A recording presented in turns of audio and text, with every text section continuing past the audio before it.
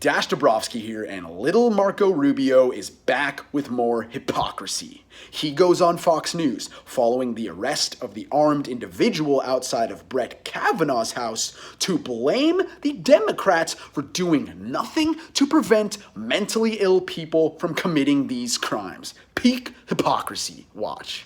Isn't that inviting this intimidation? Isn't that creating a hostile work environment, to use, well, some of the favorite words of woke liberals? Well, there's only one reason for protesters to show up outside the home of a public figure, and that is to send them a clear message. We know where you live. Now, maybe there's 100 people there, and not a single one of those 100 people are going to hurt anybody. But I'm going to tell you, someone's watching, someone's taking down note on the internet where this person lives, and that one deranged person is going to show up at the house of someone and eventually harm them. This is an unfortunate trend that we're now seeing. It's a very, very dangerous one. We should not be playing with this. We are playing with fire. I'm not saying this guy wouldn't have done this anyway if he's truly as deranged as he appears to be.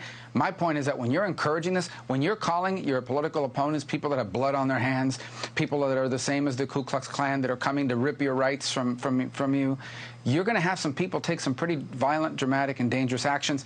And that's what was averted last night, thank God.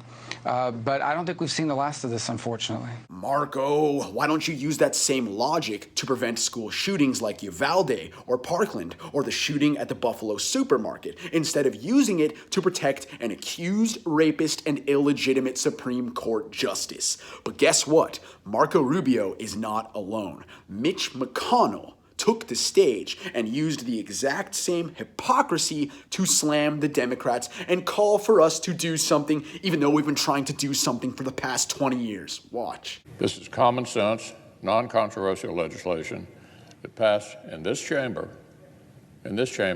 unanimously. But House Democrats have spent weeks blocking the measure that passed here unanimously related to security for Supreme Court justices. The House's Democrats have refused to take it up. Now, look, Mr. President, that needs to change, and it needs to change right now. Right now. House Democrats must pass this bill, and they need to do it today. No more fiddling around with this. They need to pass it today. They need to stop their multi-week blockade against the Supreme Court security bill and pass it before the sun sets today.